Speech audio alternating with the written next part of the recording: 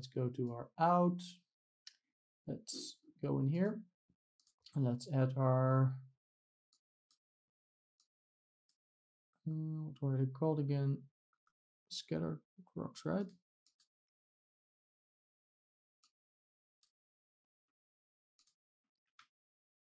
Scattered rocks, rock explode.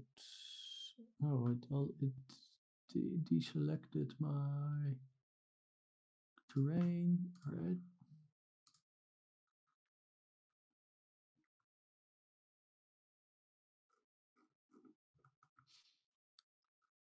Okay, so we're going to run into an issue here. Let me just go out of this whole thing. So let's just show our rocks. So we have these rocks. We need to. Okay, so apparently it couldn't find one of those. I guess that's fine because we used it like this in the other stuff as well. What we probably want to do is we instant it here. The thing is with instance stuff, you cannot subdivide it. So let's go in here. You cannot do screen space adaptive subdivisions. And since we don't really have that many rocks, let's just convert them. So we just convert it. Or maybe we can just unpack it. So converting it will just create it to polygons again. Let's make it normal. Okay, so now they're just going to be regular polygons. Now we can turn on displacement. And we won't get any issues there probably. Let's add our material.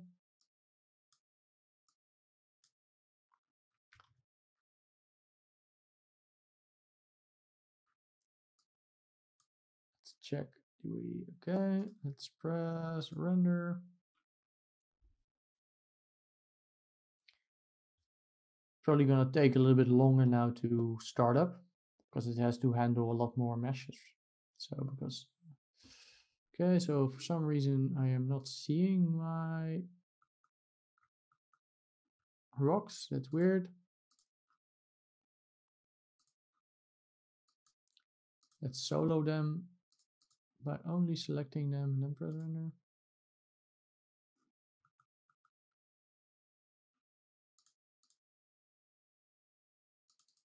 That's actually a little bit strange. That shouldn't happen. Let's have a look what that might be the issue. Visibility is turned on. Just gonna drag it in there. See what it does then.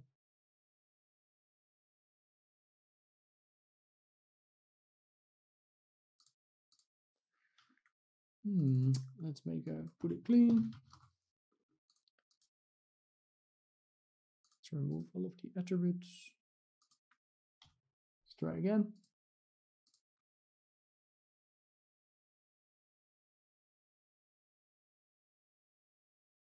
Okay, so now it's working. So let's see which attributes it had there that might cause that issue. It has an instance file attribute. Maybe if we remove the instance file.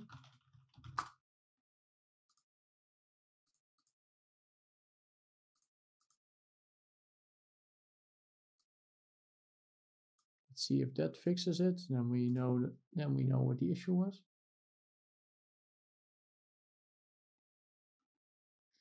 Yeah, okay.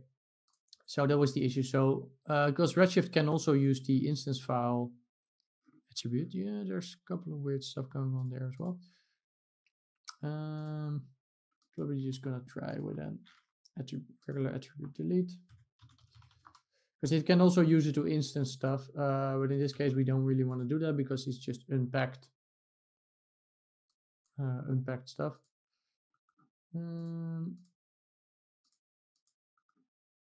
Let's see if that fixes it. We just do instance, just remove the instance file.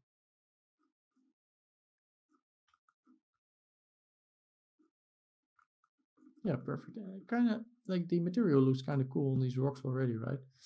It's always when I'm doing something in a tutorial, I come up with something that renders much faster, that I made much faster than my original thing. It's just always the case. I'm also learning always when I'm doing these tutorials because I'm redoing everything.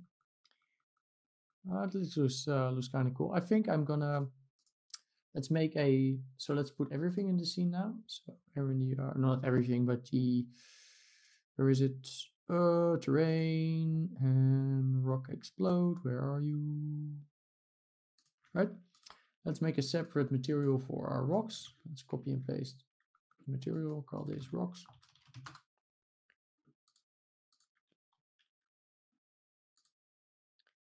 Put those in, and we probably want those to be a little bit darker color.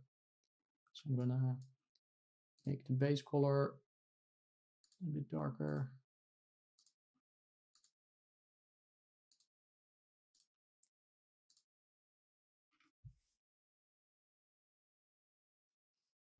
Let's have a look.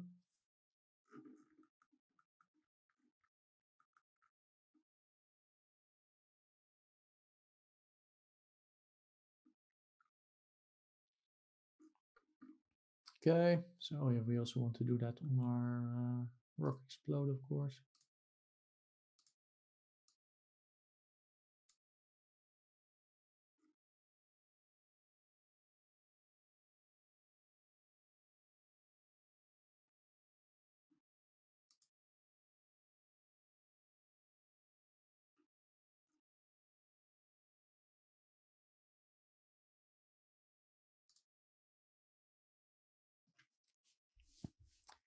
Something I think I need to do, by the way, in this scene, which I didn't need to do in my main scene, is let's have a look at our render.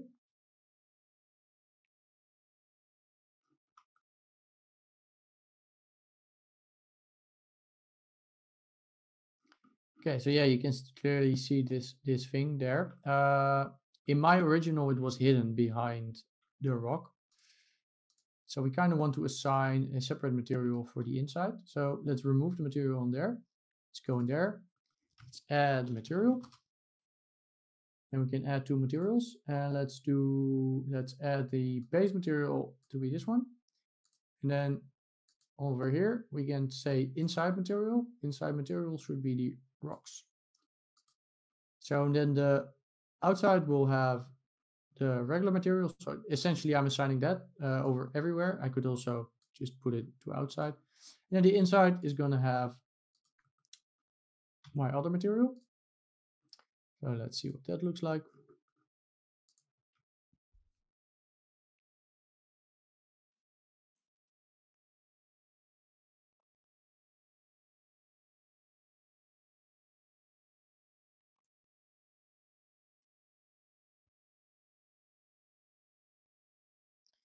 Okay, so that fixed it. Our rocks are probably a little bit too dark, too brown, but let's leave that for now. Let's actually do some more lighting, because of course this is not the light that we're going to use in our scene. So let's make some light that actually looks more like we have in our scene, so that we can also have a better view of what the scene is going to look like. And that light is also going to have quite a big influence on how our materials look. So yeah, so let's change the lights up a little bit. Okay, so I guess let's remove our sun. Oh, we can delete these area lights, by the way. Oh, maybe those were also being added in. I'm not sure if it picks up on that by default. Totally forgot we had those in there, and it always takes a little bit for it to start. Okay, so it wasn't. That's good. Okay, so let's just turn off our visibility for our light. So now it's going to be super dark. And let's make a tab for a camera somewhere. For the recording, I'm going to have to do everything in one monitor. Normally, you would probably put the render screen on a separate monitor. Cannot really do that, of course. So let's make a viewer here. So plus viewers, scene view. I'm going to have scene view here. So our camera is over there. It's that little thing. So let's put a light here. something like that. And let's do a light. Open parameters. That one's gonna be a area light. Let's press render by the way.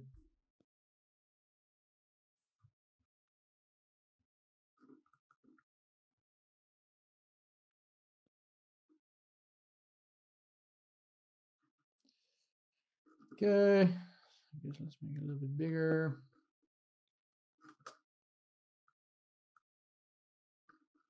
All right. So when an area light is just going to be, it's going to be like this surface light, and we're going to put it there over on the right. You can see this already looks a lot more cinematic. And we're going to get these hard shadows, which we kind of want, because I also had those in my original scene. So I think that really helps sort of give the, like the moon, like it's a moon type scenario or something like that. So we don't actually need that many lights. Just this one light actually already does quite a lot.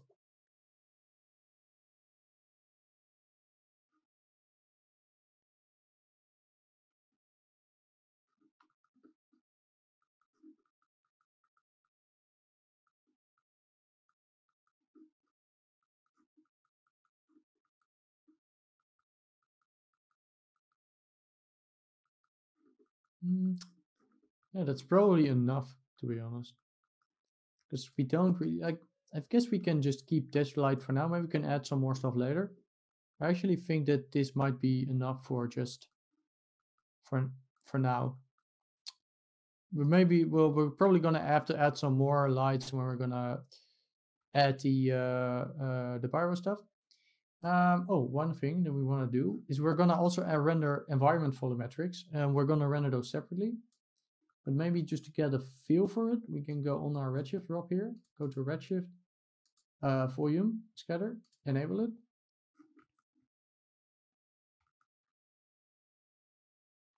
Let's turn on. We need to enable that on our light as well. So on our light, and we can go to volume contribution and turn it up. And you can see then our light is gonna do some volume scattering. We want it to be quite low.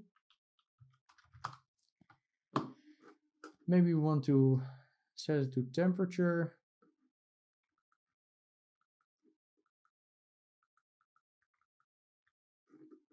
Then make it like put the temperature up, so it's going to be a little bit more bluish.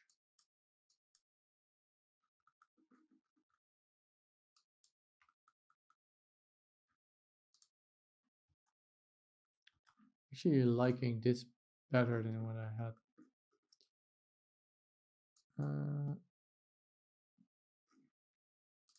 Sometimes the IPR just stops. I'm not sure what that is.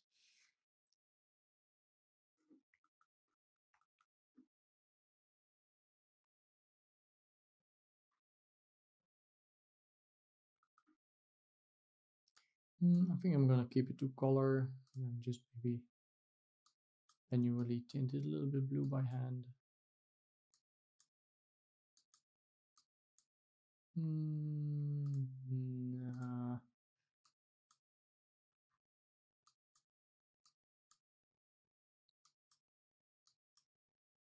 Nah. Let's just keep it like this for now.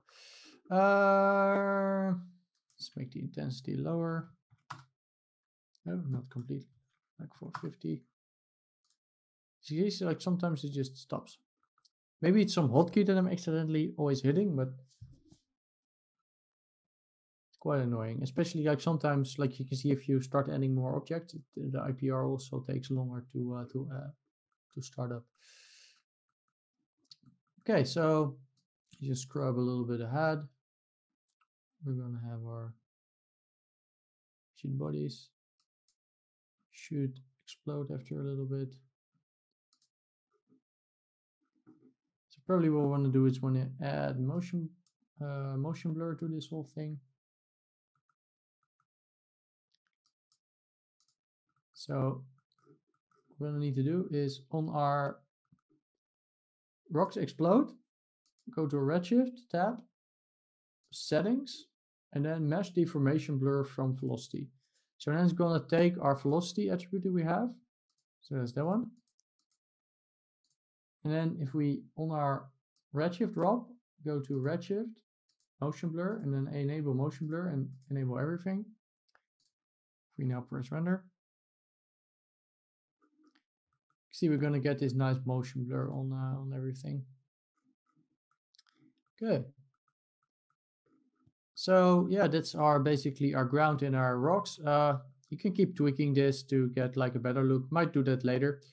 Let's add our beam. Oh, before we add our beam, what we want to do is we want to add a delay, because of course right now we are at the first frame. We're instantly starting our explosion. We don't want that. We want to add some kind of a delay in there. So let's start doing that. So essentially what I'm going to do is I'm just going to go into all of our render nodes. Put we already have a time shift, by the way. Let's make another time shift. Let's put the time shift and say $F -15 and clamp to first. So then after frame 15, it's going to explode. Let's copy that. Let's do it in all of our nodes. Paste it in.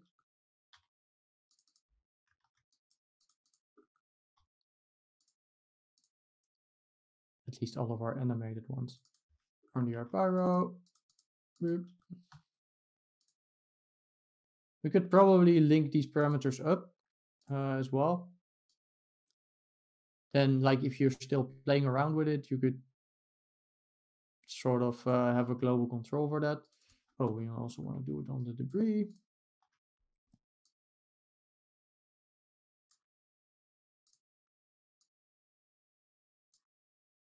You can see now we have like a global offset for this entire thing. So that's nice. All right, now let's start adding the beam.